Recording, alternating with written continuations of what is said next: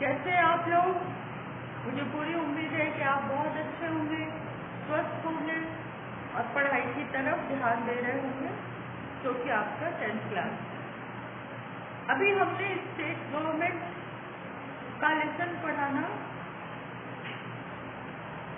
खत्म किया था। अब हम आज से स्टार्ट करेंगे सेंट्रल गवर्नमेंट। बच्चों, मैंने आपको बताया था कि जो सेंट्रल गवर्नमेंट होती है और जो स्टेट गवर्नमेंट होती है बिल्कुल एक ही ढंग से बनती है। इसका फाउंडेशन एक ही होता है, बस इतना अंतर होता है कि जो स्टेट गवर्नमेंट है उसमें जो मेंबर्स इलेक्ट होते हैं वो लेजिस्लेटिव असेंबली के होते हैं और वहाँ पर प्रेसिडेंट ना होके गवर्नर होता है। बाकी सारा प्रोसीजर एक ही होता है, इसीलिए आपको समझने में प्रॉब्लम नहीं होगी।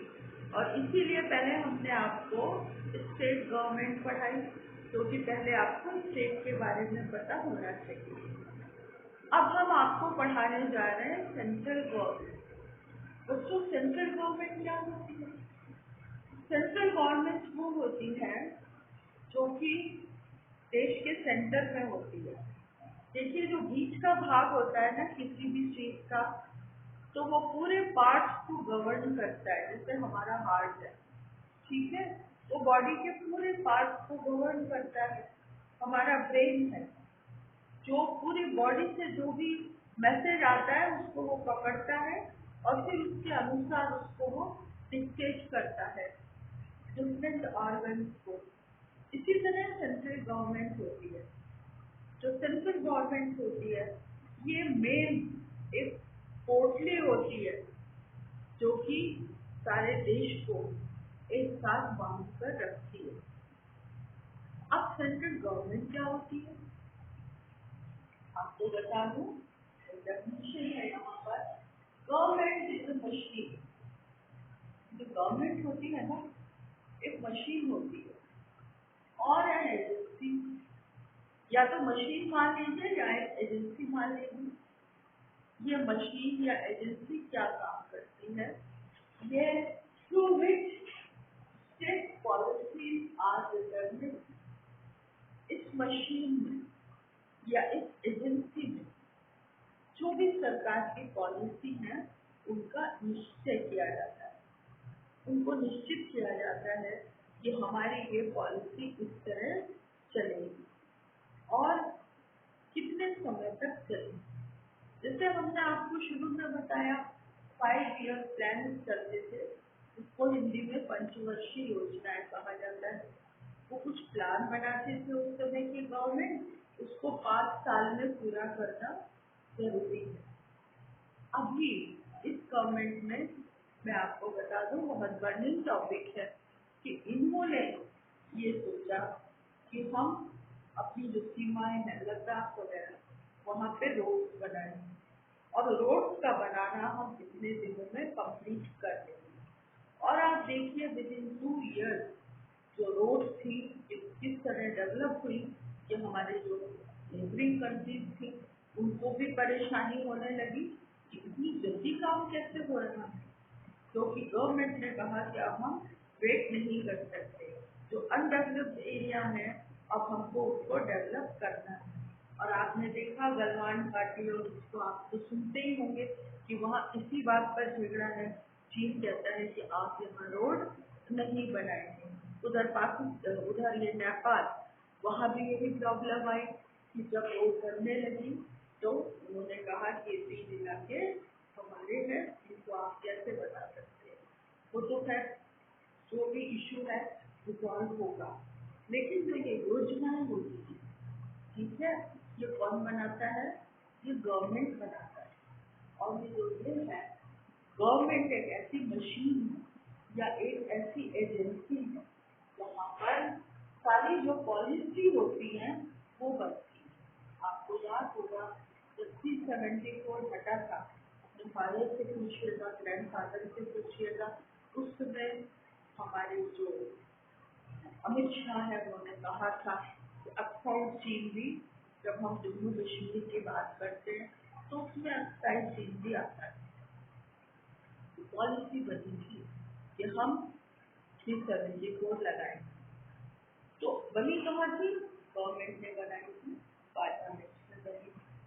तो जो गवर्नमेंट होती है एक मशीन होती है या एक एजेंसी होती है जो कुछ पॉलिसी को निश्चित करती है।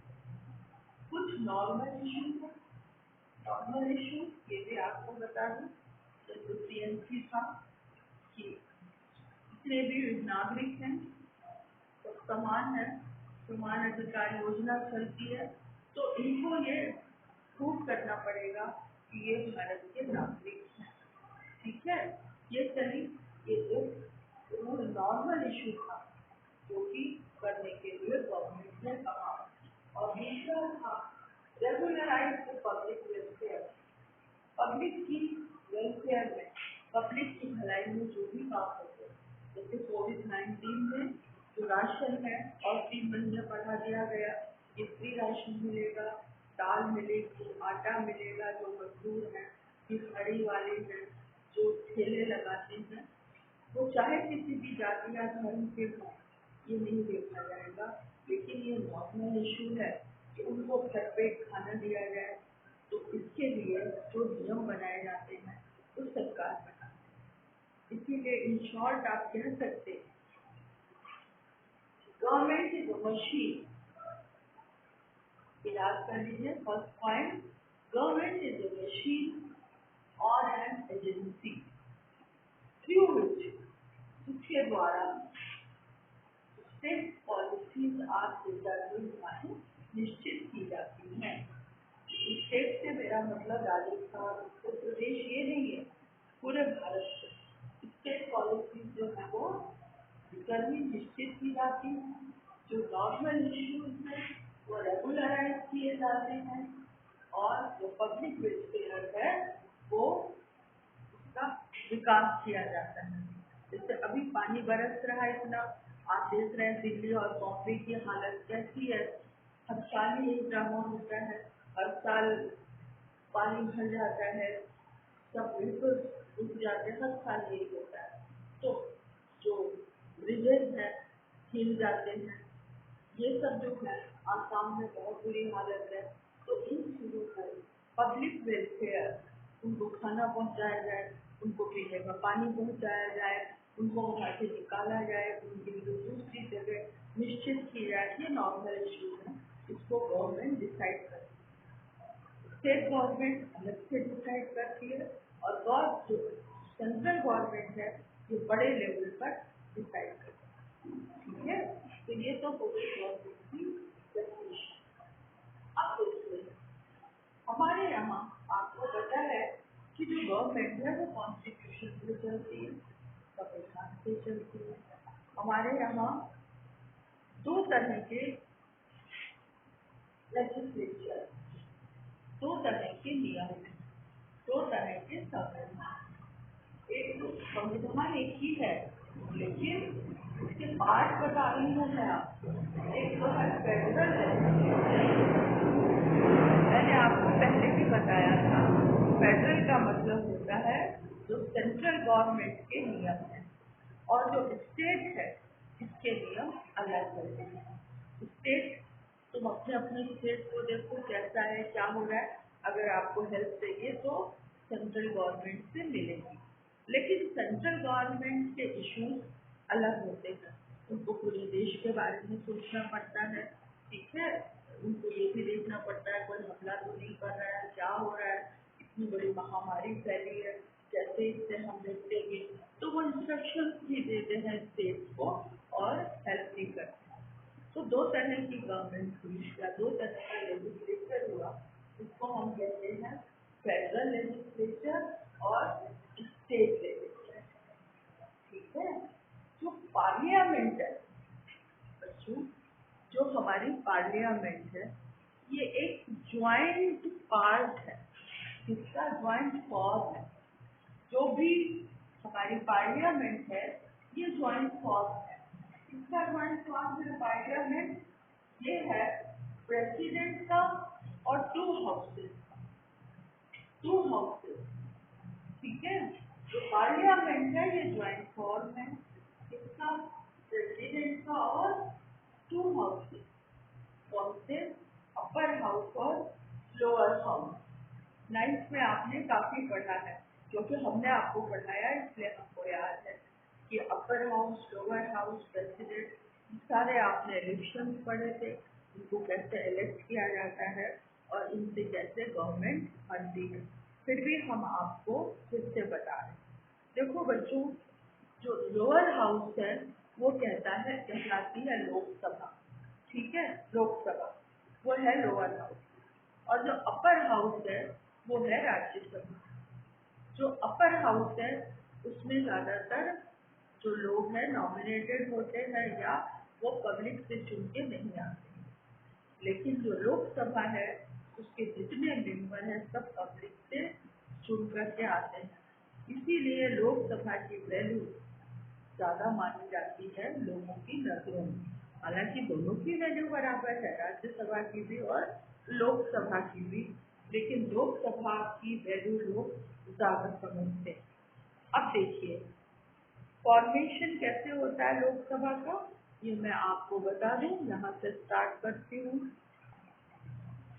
हाँ, तो मैं पढ़ा रही थी, अब मैं आगे चलती हूँ आपको इस बारे में कि जो हमारा कॉन्स्टिट्यूशन है, जो पार्लियामेंट बनाती है या जो हमारी गवर्नमेंट बनती है, मैंने आपको बताया प्रेसिडेंट अपर हाउस और लोअर हाउस से मिलके बनती है।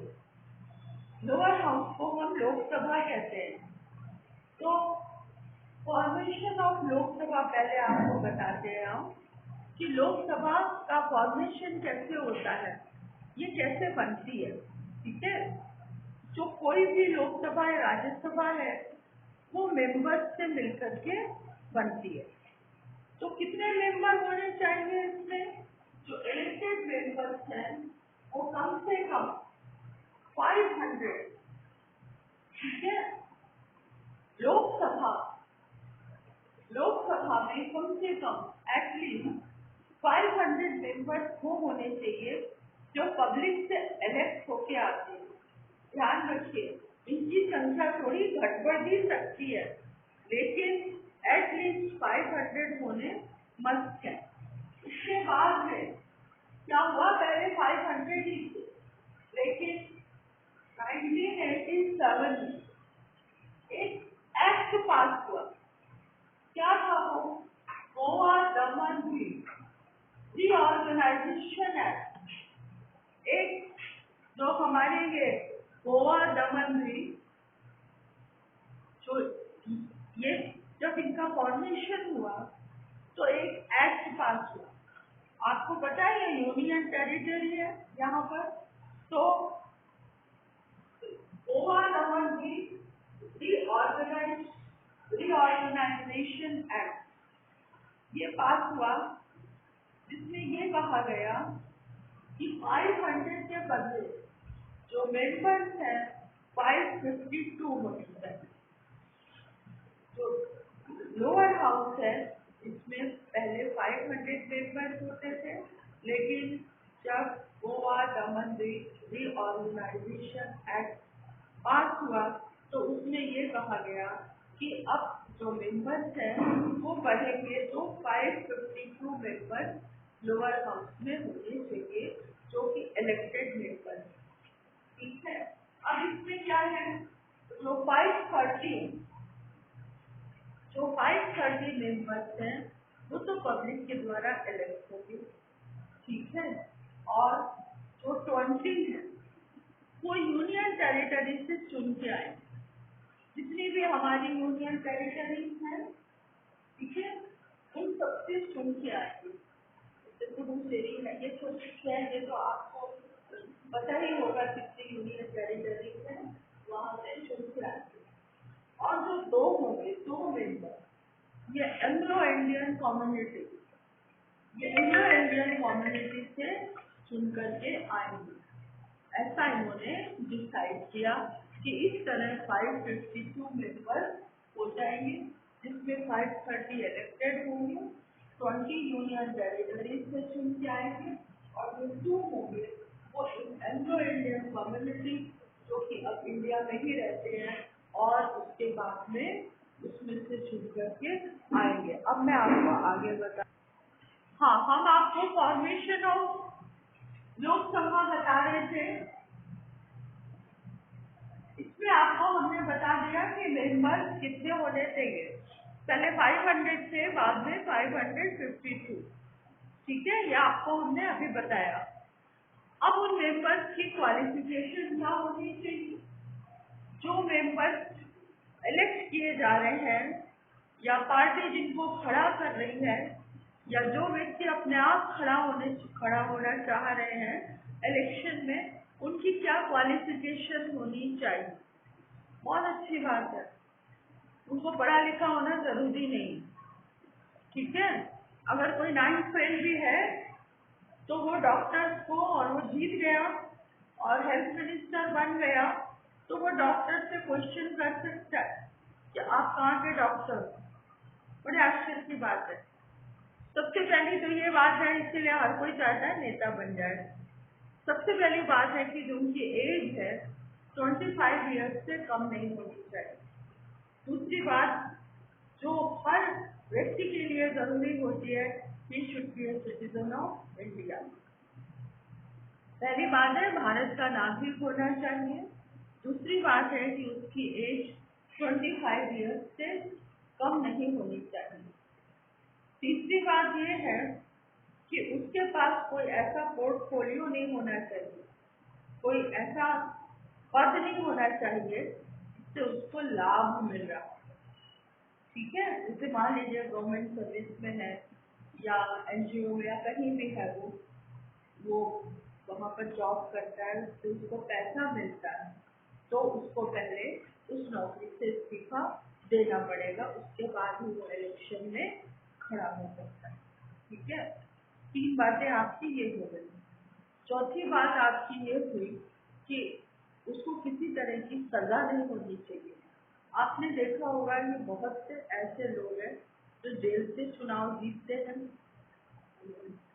लड़ते हैं और जीत जाते हैं, लेकिन वो तभी तक होता है जब तक उनको पनिशमेंट ना मिला, उनको कोर्ट की तरफ से विक्टिम या उनको अपराधी डिक्लेयर ना किया गया।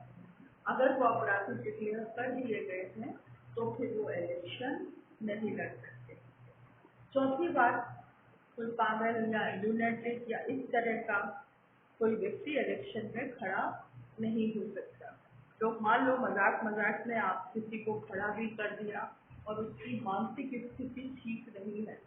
कई तो ऐसे लीडर हैं हमारे यहाँ जो चुन लिए गए हैं लेकिन उनकी मानसिक स्थिति ठीक नहीं लगती, लेकिन जब वो चुने गए थे तब शायद सही रही होगी, बाद में बिगड़ी है। तो ऐसे लोग हमने आपको बताया, सबसे पहले उनको सिटीजन ऑफ इंडिया होना मस्ट है। दूसरा, उनकी एज 25 ईयर्स से कम नहीं होनी चाहिए। तीसरी बात ये है कि वो किसी ऐसे पद पर ना हो, ऐसी पोस्ट पर ना हो जहाँ से उनको लाभ मिलता हो, इकोनॉमिक लाभ मिलता हो किसी तरीके का। चौथी बात यह है कि वो जेल से उनको उस जेल में सजा के रूप में ना हो, अपराधी के रूप में उनके ऊपर कोई उनको पनिशमेंट ना मिला हो। और पांचवी बात यह है कि लूनेटिक, कोई दिमाग से पागल या दिवालिया भी जो होते हैं वो नहीं लड़ सकते हैं, चुनाव इलेक्शन नहीं लड़ सकते हैं। ये सब आपको पता ही है कि ऐसे लोग 49 में पढ़ा है आप लोगों ने, तो इतना बताने की जरूरत ही नहीं है। यही स्टेट गवर्नमेंट की पॉलिसी है और यही सेंट्रल गवर्नमेंट की। तो आप किसी एक का याद कर लीजिए तो मुझे आपने दोनों का याद कर। इसके बाद कब आपको पता है 5 ईयर्स के लिए इलेक्ट होते हैं, जब तक 5 साल नहीं हो जाते हैं तब तक वो मेंबर बने रहते हैं। हाँ, इस बीच अगर कोई इनका ऐसा काम हुआ है, गलत काम है या कुछ है, तो इनकी पार्टी इनको निकाल सकती है या दल बदल दे। पहले किसी और पार्टी में हो और अब किसी दूसरी पार्टी में आ जाए, तो इनकी जो मेंबरशिप होती है वो घोषित हो जाती है कि ये कैसी बात है। कुछ नंबर होते हैं कि जब इतने मेंबर्स हैं और पार्टी बदल रहे हैं तभी ये सही माना जाएगा, नहीं तो अगर केवल एक मेंबर है इस्तीफा दो पहले, उसके बाद आप पार्टी चेंज करो, कुछ ऐसा होता है। और अगर ज़्यादा मेजॉरिटी हो गई है तो वो पार्टी चेंज कर सकते हैं। क्या ये तो कोई बहुत अच्छी बात नहीं है, इसलिए इसको बताने की क्या बात है। तो ये 5 years के इनके टर्म्स होते हैं। अब देखिए मीटिंग में आपको बता दूँ,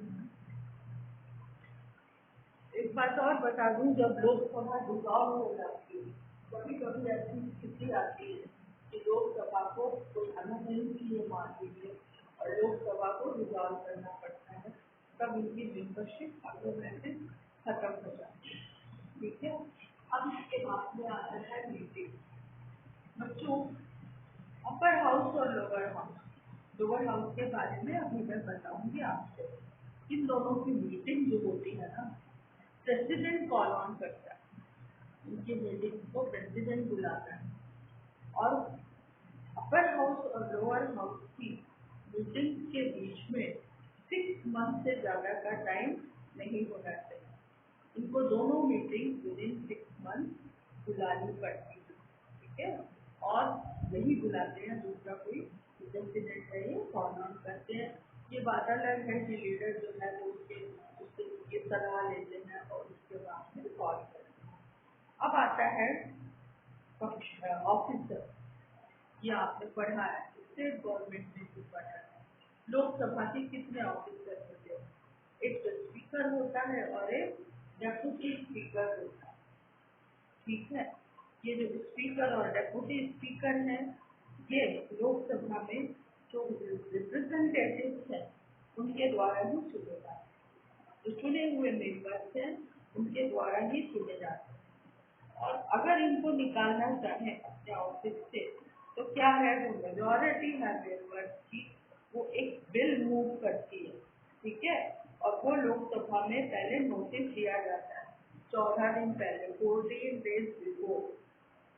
लोअर हाउस में नोटिस दिया जाता है कि हम इस स्पीकर को या इस डिप्टी स्पीकर को निकालना चाहते हैं, और उसमें मेजॉरिटी ऑफ द मेंबर उनका होना जरूरी है। उसके बाद वोटिंग होती है, और अगर वोटिंग में मेजॉरिटी ऑफ द मेंबर्स के वोट आ गए तो स्पीकर या डिप्टी स्पीकर को हटा दिया जाता है और इनकी जगह कोई दूसरा व्यक्ति चुना जाता है। देखिए, ये बहुत अच्छी बात है कि खुद जो इलेक्टेड मेंबर्स है ना, उन्हीं में से स्पीकर या डिप्टी स्पीकर जो है वो चुना जाता है। ऐसा नहीं है कि जो इलेक्टेड नहीं है उनमें से। और लोअर हाउस में तो सब इलेक्टेड ही रहते हैं, उसके बिना आ ही नहीं सकते, मेंबर ही नहीं बन सकते लोग तो। ठीक है, अब इसके बाद आता है क्या इनके फंक्शन, स्पीकर क्या काम करते हैं। देखिए, जो अपर हाउस की मीटिंग होती है उसको ये प्रिजाइड करते हैं। आपने देखा होगा, अध्यक्ष चेयर पे बैठते हैं, बैठ जाओ शोर मत करो, ये सब करते हैं, बड़े कानून के अनुसार वो मीटिंग को चलाते हैं। और फिर जैसे कोई बिल पेश होता है तो ये उसको देख करके ये डिफ्रेंशिएट करते हैं कि ये मनी बिल है या सिंपल बिल है। इसके अलावा जो मेंबर्स होते हैं उनका ये टाइम फिक्स करते हैं, तो इस टाइम आपको बोलना है। और फिर उसका जो आंसर जो देते हैं हमारे मिनिस्टर, उसको वो इनको कहना पड़ता है कि आप आंसर दीजिए। ये बहुत अच्छी तरह चलाते हैं, बहुत लॉ एंड ऑर्डर के साथ में चलाते हैं। मान लीजिए कोई कमीशन बना या कुछ ऐसी चीज़ें बनी जो कि उसके लिए चेयरमैन होते हैं, कोई कमीशन होता है, मीटिंग कोई चीज़ों की, कभी कभी कोई ऐसी चीज़ें होती हैं कि भाई ये 4 मेंबर की कमेटी में 7 मेंबर्स की कमेटी है, ये डिसाइड करेगी, ये उसके चेयरमैन होते हैं। ये स्पीकर होते हैं और स्पीकर के एब्सेंस में ये सारे काम डिप्टी स्पीकर करता है।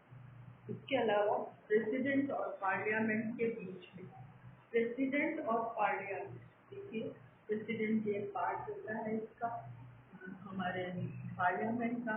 तो प्रेसिडेंट और पार्लियामेंट के बीच में ये जो है ये एक संबंध बनाए रखते हैं। कोई अगर ऐसी बात है तो स्टूडेंट से कह सकते हैं, उनके पास जा सकते हैं, उनको नोटिफिकेशन भेज सकते हैं। तो ये इनके कार्य होते हैं स्पीकर और डिप्टी स्पीकर के। अच्छी तरह समझ लीजिए। ये मैंने आपको स्टेट गवर्नमेंट में भी समझाया और अब सेंट्रल गवर्नमेंट से भी समझा रही हूँ। मैंने आपसे कहा ये बिल्कुल एक जैसे होते हैं, बस यहाँ प्रेसिडेंट होता है, यहाँ गवर्नर होता है, तो आपको कोई प्रॉब्लम नहीं है। इसके बाद हम आपको बताएंगे, ये तो हुआ लोकसभा का फॉर्मेशन, जो कि लोअर सभा है। अब हम आपको बताएंगे राज्यसभा का फॉर्मेशन कैसे होता है। लेकिन उसके पहले आप क्या करिए, ये नोट्स बना लीजिए कि सेंट्रल गवर्नमेंट किन किन से मिलकर बनती है, गवर्नमेंट का क्या मतलब है, और इसमें जो मेंबर्स वगैरह है उनकी क्या क्वालिफिकेशन है, कितने ऑफिसर्स हैं उसके, किस तरह ऑफिस की वर्किंग होती है, वो तो हम आपको बाद में बता देंगे। लेकिन आप इस तरह को डिसाइड करिए कि कैसे क्या होता है, और धीरे धीरे आप सीखेंगे तो आपको लर्न हो जाएगा। सबसे अच्छी बात ये कि स्टेट और सेंट्रल दोनों का आपको लर्न हो जाएगा। इसको आपको अलग अलग लर्न करने की जरूरत नहीं है, क्योंकि टर्म भी एक है, इनको मेंबर जो है उनकी क्वालिफिकेशन एक है, दोनों में स्पीकर और डिप्टी स्पीकर चुने जाते हैं। स्पीकर और डिप्टी स्पीकर का काम भी वही होगा। ठीक है, तो इसके आगे हम आपको कल पढ़ाएंगे। आज के लिए हम इतना ही करते हैं। Okay, bye.